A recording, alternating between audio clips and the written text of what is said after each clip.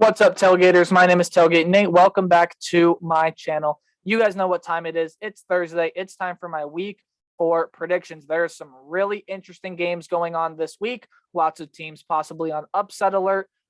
Again, this is the top. This is my personal top 10 games. The 10 games I am most excited to watch this week. We got a lot of interesting games going on this week. There are more interesting games that, of course, are not on this list. If you want me to talk about those, hey, leave them in the comment section down below. I'll give you a little preview and prediction for those games, what I expect to happen.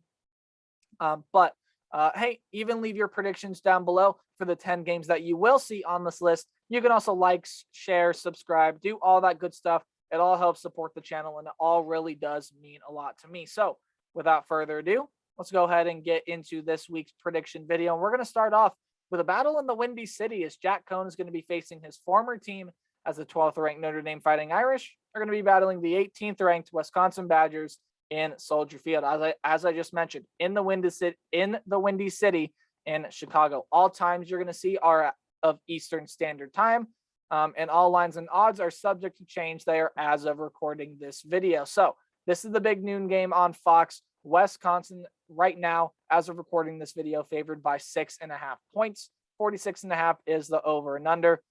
Couple things to watch for in this one. Again, I give you 3 things for every game if you're new around here. Jack Cohn's play against his former team. Look, this is going to be a very interesting game for Jack Cohn. He's come out and said that it's going to be weird for him to come out and play his former team. So does that lead to nerves? Does that lead to mistakes? Who knows? We'll have to see what happens with Jack Cohn in this one. Kyron Williams and Chris Tyree might be one of the best running back duos in the entire country. Williams, of course, being the skill guy, Tyree being the speed guy, but this Badger front seven is also one of the best in the country. So really, really interesting battle there. Can Notre Dame get the run game going? That'll be a big theme in this game here. And then the Badger offense as well. So it didn't really show up in that game against Penn State, but it saw signs of improvement against Eastern Michigan. Does it still have work to do? Yes, it still has a long way to go and a lot of work to do. However, this Wisconsin offense has gotten better over the past couple of weeks, and I'm sure they've worked on a lot of things during their bye week. So this is a really interesting game for the Badgers here. Again, going up against Jack Cohn, against their former quarterback. How does Graham Mertz play as well? That's going to dictate a lot in this game. Can Ches Malusi get the run game going as well? Lots of factors go into this one, but ultimately, guys, I do think it is the defense that steps up and makes a play here. Again, don't pay attention too much to the score. It's mainly a thing of a prediction of the over-under as of right now. But pay more attention on who I have winning, and that is the Wisconsin Badgers. I do think Wisconsin is going to come out and win this game. I think their defense is too talented. Notre Dame's offense hasn't quite fully got up to full speed yet. So I think this Wisconsin defense shuts down this Notre Dame offense.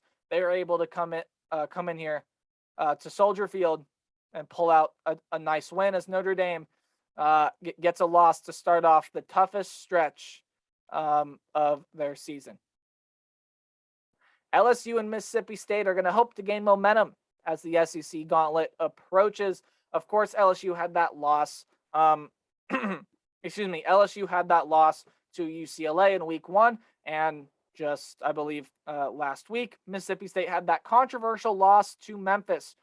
Again, if you want, leave your thoughts in the comment section down below. If you want to hear my thoughts, I talked about it a little bit in my review last week. All I'm going to say about it, let's move into this one. This is a noon game on ESPN. LSU 2.5-point favorite. Lots of passing. Expect passing in this one. Max Johnson has been really good ever since Miles Brennan went down with an injury, and Max Johnson has kind of had to fill in. So both of these teams like passing, of course, with the Mike Leach system there at Mississippi State. You also have Will Rogers, has a really good arm. Of course, you know, they like passing the football.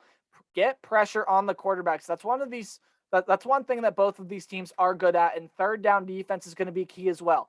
Mississippi State is one of the best teams in the nation as of right now in third down defense. So if they can force LSU into a lot of third and long scenarios, it might not look too good for the Tigers. The Tigers are going to want to look to give Mississippi State a taste of their own medicine. And I just said it, guys, defense is going to win the game. Defense is going to be key in this one. There's going to be scoring, yes. There's going to be points, yes. I'm picking LSU to win this game here. 30-27, that is my final score. I think the LSU defense comes up large, plays better, and is able to stop Mississippi State on more drives. Therefore, I do believe the LSU Tigers are going to walk away from this one with a nice win before they really get into the meat of their schedule as they head in to SEC play 3-1. That is my prediction. Texas Tech is going to hope to keep their undefeated season alive as they meet an in-state rival in the Texas Longhorns noon game on ABC. Texas finds themselves 7.5-point favorites with the over and under being 61. The Red Raider running back room is loaded with Taj Brooks, Roderick Thompson. If he plays in this game, he's been cleared to play, but is still nursing an injury and with surgery that he had in the offseason as well. Hopefully he can get on the field this game with some limited carries. That would be nice to see. I think Roderick Thompson, one of the more underrated running backs in the entire nation, versus who we know is one of the best running backs in the entire nation, and Bijan Robinson.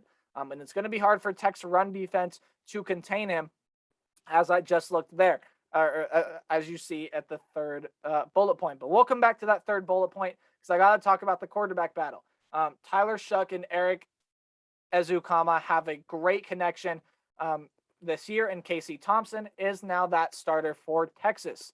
So we'll see how both the quarterbacks play in this one. I think it's going to be a balanced attack from both offenses. So expect a lot of run, expect a lot of pass, expect a lot of mixed play calling. You're really going to see that here in this game. But to that last bullet point there, the Texas Tech run defense, they have to be able to stop Bijan Robinson. And that Texas pass defense, they have to be able to stop Tyler Shough and Eric Ezukama. Both of those things are key if either one of these teams wants to walk out of here with a win. When you look overall at these teams, Texas definitely has more talent. And overall, I think Texas has the better defense. Texas has also shown more diversity in play calling, even though Texas Tech absolutely destroyed FIU last week. It's FIU. It's not that great of a team. Texas Tech struggled against Stephen F. Austin. There are some things that I'm just unsure about with Texas Tech. Maybe the Red Raiders can prove me wrong here in this one. I absolutely think they have the potential to win this game. A huge part of that, though, is if Roderick Thompson plays or not. And since we don't know that, well, I'm going to give the win here to Texas. 34-28 is my final score prediction. I think Texas gets back on track as they get into Big 12 play. Texas A&M and Arkansas are going to battle in Arlington as undefeated seasons are on the line here in this one. This is the 3:30 SEC game on CBS, and Texas A&M finds themselves 4.5-point favorites. Over and under is 47. Man, we knew Arkansas was going to be underrated, but and maybe people thought Arkansas was going to be 3-0 up to this point, but to look this good while doing it, I don't think a lot of people saw coming. The Aggies' turnover problem is something, though, that I also don't think a lot of people saw coming. The Aggies have a turnover problem, and it's really going to cost them in this game here if they turn the football over, because they're turning it over to the Arkansas Razorbacks, a team that likes to force turnovers and likes to give their offense a short field. And their offense doesn't mind, and they usually go down and score on those drives with Traylon Smith, Traylon Burks, KJ Jefferson, and other playmakers. But this Arkansas defense is nasty. Bumper Pool, Jalen Catalong, lots of good players on this Arkansas defense that will force a turnover in this game. But on the other side of the ball here, the Razorback offense versus the Aggies defense. That's going to be interesting to watch too, because this Arkansas offense really good at running the football, And hey, they're not afraid to sit back in the pocket and throw either, as KJ Jefferson is getting closer and closer to taking that next step to becoming a great quarterback at the University of Arkansas. But the Aggie defense has been stingy all year. They haven't allowed a lot of good, but back to the offensive side of things for both of these teams, again, the red zone going to be key. Arkansas's defense likes to force a lot of short fields. They like to get this offense into the red zone quick. Going to be key for them to score. And Texas A&M has had trouble scoring in the red zone all year. So this is another interesting one to watch. This one could go a long way in determining playoff status, but this is in the middle of this is the beginning of Arkansas's toughest stretch of the year. They have to play Georgia, Ole Miss, Auburn. Those are their next 3 games. So this is going to be a tough one for Arkansas. I know a lot of people are going to pick the Razorbacks to pull off the upset, but something in my gut just told me no. Something in my gut told me that Texas A&M is going to find a way to win this game. As much as I would like to pick Arkansas, I definitely think Arkansas can go ahead and win this game. Absolutely. I am picking Texas A&M here. I think their offense is going to do just enough. They're going to limit the turnovers, and they're going to get this one done. 23-20, my final score prediction. Clemson is going to hope to get some offense going against NC State. An upset alert here. Ring your upset bells, because this one absolutely can be an upset. 3:30 game on ESPN, as Clemson is the 10-point favorite, with the over and under being 47.5. This Tiger offense, again, is going to hope to get something going. They've been really lackluster up to this point, and the Wolfpack defense is good enough to stop what Clemson's offense has been putting out. DJ Uiagalelei, go down to the very bottom bullet point there. It simply is his name. Why? I thought he was going to be a star. I thought he had that it factor. He hasn't shown it like he showed it last year. This is going to be a nice chance for Uiagalelei to turn his season around, to turn Clemson's season around, and hopefully make more progress towards the college football playoff. The question I do have, though, is the Wolfpack offense good enough? Is it good enough to get enough points on this stout Clemson defense for them to go ahead and get this win? Really, really interesting matchup here, but I think Clemson's offense finally gets some stuff going. They pull out some plays, get some things going. I think Clemson wins this game 23-17, possibly a game-winning touchdown drive or a game-saving stop on defense. Clemson finds a way to get this one done and avoids the upset bid. Iowa State also on upset alerts. They're going to travel to Waco and match up with Baylor. Lots of good Big 12 games on this week. We'll talk about a couple more here in a little bit, but this is the 3:30 game on Fox. The Cyclones offense has struggled all year, and they haven't quite looked like a top 10 team, but I think this is the week that they prove that. Do their offensive struggles continue? My answer to that is probably going to be no. Brock Purdy in the passing game, yes, maybe, but with Breece Hall, I think Breece Hall has a great day in this one. And Baylor, while I thought they were going to be underrated this year, they weren't necessarily super underrated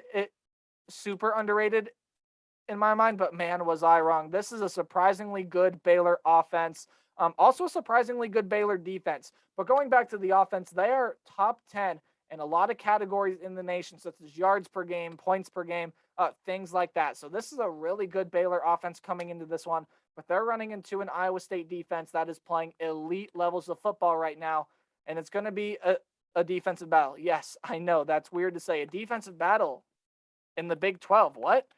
No, this is going to be a defensive battle. Defense is going to dictate the win here in this one. And I have to give the win to Iowa State if we're going to pick it because of defense, because defense is something that Iowa State is really good at this year. They're top in the nation with, I believe, 194 yards per game. And while this Baylor offense it might be really good, this Iowa State defense has just been playing so good as of late. And I think Iowa State's offense finally gets back on track as the Cyclones avoid the upset bid and get a win.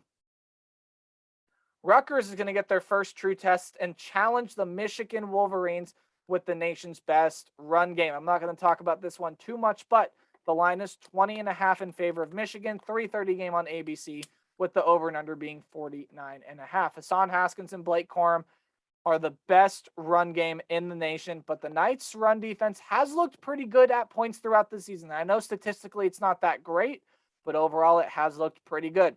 The passing game is going to be something to watch here in this one as well. Michigan has only thrown 50 pass attempts all year. They've relied heavily on their run game. So if the Rutgers run defense is able to stop them, they're going to be forced to throw the football. And Noah Vedral is having a great season over on the Rutgers side. So throwing the football hasn't really been an issue for the Scarlet Knights. Turnovers and penalties are going to dictate this one. Neither of these teams have turned the football over this year. Yep, that's right. Not one of these teams has turned the ball over. Both these teams are big pluses in the turnover category. That is going to need to take shape here in this one, and maybe their defense. Their defense is going to have to force a turnover against the opposing offense to maybe have a greater shot to win this one. And both teams do not draw flags. Both teams play a great style of football, a good, clean style of football that, again, has the referees keep the flags in their pocket. So this is a really interesting game here. I put it on here because I'm intrigued to see what Rutgers does against a pretty good opponent in Michigan. But I think this run game for Michigan is just too much. They get the win here, 37-21. But I think Rutgers keeps it closer than a lot of people think. Nebraska is going to hope to carry last week's momentum as they travel to Michigan State. So Spartan Stadium, the host here for this one. This is the 7 o'clock game on Fox Sports 1. Michigan State favored by 5 points with the over and under being 52. Kenneth Walker is the nation's leading rusher, and man, he does not look like any signs of slowing down. He had that huge game against Northwestern and that huge game last week against Miami, and it looks like he's going to have another huge game against the Huskers. It's the Huskers front seven. Not really one of the better front sevens in the Big Ten, although it has the experience and has the talent. It's been tough to stop the run for Nebraska this year. At times, the run defense has played really well, and they're going to need to play a really good style of run defense if they want to escape with the upset win here. Martinez has improved his play. Again, I've never been a huge fan of Adrian Martinez, but this season, while I know he's had his moments, overall it hasn't been horrible. Adrian Martinez has played pretty solidly this year. Huskers are going to look for him to connect with Omar Manning, Samori Toure, and have a big day. This is a huge telltale game. Was that performance against Oklahoma just a fluke for Nebraska? Is Michigan State really worthy of a top 25 spot? There are going to be a lot of things that get answered in this game about both of these teams. Again, 7 o'clock game on Fox Sports 1. Really interested to watch this one here. My prediction, though, is that Michigan State comes out with a win, 31-26. This is a very interesting game here. Would not surprise me if Nebraska kept this one closer throughout.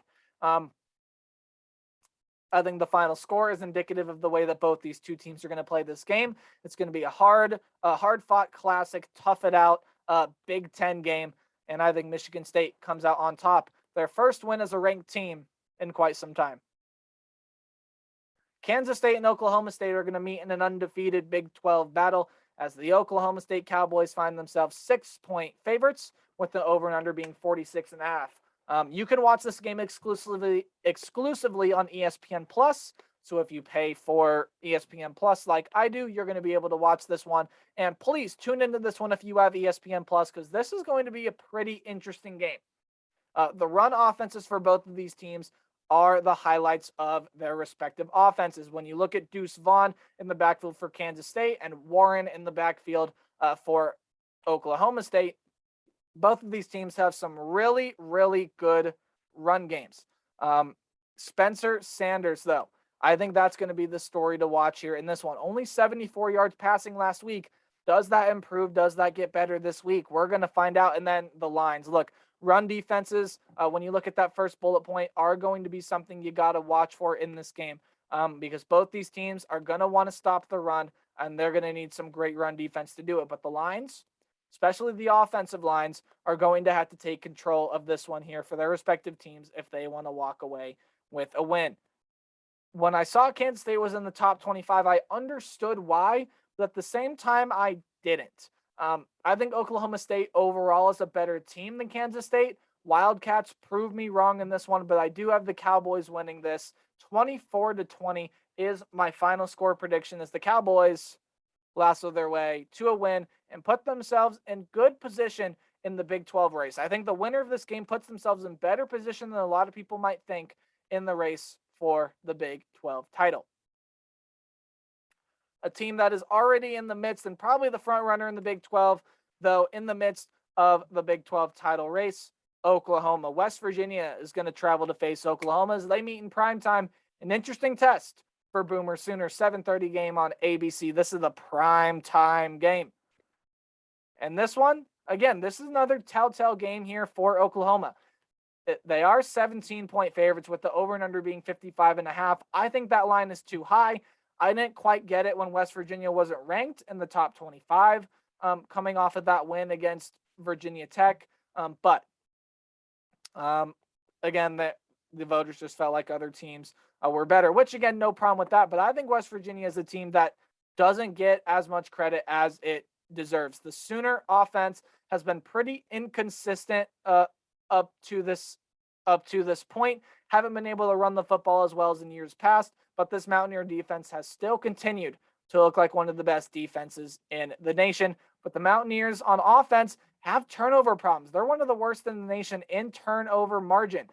They were a -4 in the game against Maryland. That helped lead to the loss. And even though they beat Virginia Tech down the stretch, some turnovers forced by Virginia Tech and just some bad decisions overall by West Virginia helped Virginia Tech get back in that game. But also on the offensive end, West Virginia has a guy by the name of Letty Brown, a terrific running back that I think is going to be able to shred this Oklahoma defense if he can get going. So watch out for him. Watch out for the turnover problems. This is a really interesting game to watch here. Of course, I'm going to pick Oklahoma to win this game. But I think if West Virginia pulls off this upset here, the college football playoff landscape could be blown wide open. Now, if you'll notice, I did not upload my college football playoff picture video this week. That's because I'm uploading it next week. I got busy this week. I promise it is coming next week. Don't you worry. But again, guys, I am picking Oklahoma here to win this game. And that's going to do it for my predictions here in this one. So, guys, remember to like, comment, subscribe. Leave your predictions down below. Also, some other games you want to see me check out. I'll try to respond to those. Remember to play hard, tailgate harder. I'll see all of you guys with my Ohio State fan reaction on Saturday and then my review on Sunday. Goodbye.